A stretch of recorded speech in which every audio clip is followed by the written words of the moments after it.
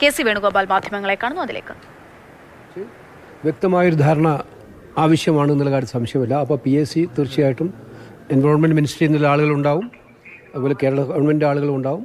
ആ കാര്യത്തിലുള്ള നിലപാടിൽ നിന്ന് ആരായും. അതുകൊണ്ട് ആനിമൽ കോൺഫ്ലിക്റ്റ് ഇനി നിത്യസംഭവമായി മാറുന്നത് ഒഴിവാക്കാനുള്ള നടപടികൾ ക്രിയാത്മകമായി ഗവൺമെൻറ്റുകൾക്ക് എന്ത് ചെയ്യാൻ പറ്റുമെന്നുള്ളതിനെക്കുറിച്ച് കൃത്യമായിട്ടുള്ള മാർഗ്ഗനിർദ്ദേശം തേടും നമ്മൾ. രണ്ടാമത്തെ കാര്യം ടൂറിസവുമായി ബന്ധപ്പെട്ടതാണ്. വയനാടിൻ്റെ ടൂറിസം സാധ്യതകൾ വന്ന് ബാധിക്കുന്ന പ്രശ്നങ്ങൾ എടുത്ത് ടൂറിസത്തിൻ്റെ തടസ്സങ്ങൾ നമുക്കറിയാം, ലാൻഡ് സ്ലൈഡിന് ശേഷം ഉണ്ടായിട്ടുള്ള ഇമ്പാക്റ്റ്, ഇതൊക്കെയുമായി ബന്ധപ്പെട്ട കാര്യങ്ങൾ മനസ്സിലാക്കിക്കൊണ്ട് ടൂറിസം മിനിസ്ട്രിയുടെ നാഷണൽ മിനിസ്ട്രി ഉണ്ട്, സ്റ്റേറ്റ് മിനിസ്ട്രി ഉണ്ടാവും, അവരുമായി ബന്ധപ്പെട്ടുള്ള ചർച്ചകൾ നടത്തും. ഈ രണ്ട് കാര്യങ്ങൾ വയനാടുമായി ബന്ധപ്പെട്ടുള്ള ഏറ്റവും പ്രധാനപ്പെട്ട കാര്യമാണ്. പിന്നെ പെട്രോളിയം മിനിസ്ട്രിയുടെ ഒരു മീറ്റിംഗ് കൂടെയുണ്ട്. ഈ 3 മീറ്റിങ്ങാണ് ഇന്ന് നടക്കുന്നത്. പബ്ലിക് അക്കൗണ്ട്സ് കമ്മിറ്റി നമ്മൾ 3 ദിവസത്തിനുള്ളിൽ കഴിഞ്ഞ 6-8 MPമാർ ഇവിടെ ഉള്ളത്. കഴിഞ്ഞ ദിവസങ്ങളിൽ 10-12 പേരുണ്ടായിരുന്നു. അതിന് ഭാഗമായിട്ടുള്ളതാണ്. ഈ തെരഞ്ഞെടുപ്പിൻ്റെ വലിയൊരു വിജയത്തിന് ശേഷമാണ് ഇന്ന് വയനാട്ടിലേക്ക് എത്തുന്നത്. അപ്പോൾ ഇനിയിപ്പോൾ എങ്ങനെയാണ് ഇനി മുന്നോട്ട് പോക്ക്, കാര്യങ്ങളൊക്കെ എങ്ങനെയാണ്?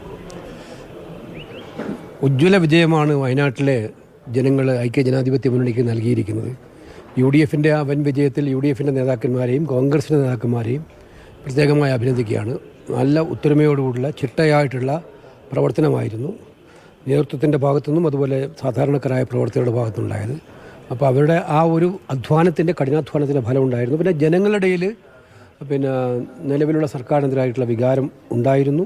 ഒപ്പം ഒരു മാറ്റം വേണമെന്നുള്ള ചിന്താഗതി ശക്തമായിട്ടുണ്ടായിരുന്നു. അത് തെരഞ്ഞെടുപ്പ് കാലത്ത് തന്നെ നമുക്ക് ബോധ്യപ്പെട്ടതാണ്. അതും വയനാട്ടിൽ നന്നായിട്ട് ഗുണം ചെയ്തിട്ടുണ്ട്. കേരളത്തിൽ പൊതുവായി ഗുണം ചെയ്തിട്ടുണ്ട്, വയനാട്ടിലും ഗുണം ചെയ്തിട്ടുണ്ട്. നിയമസഭാ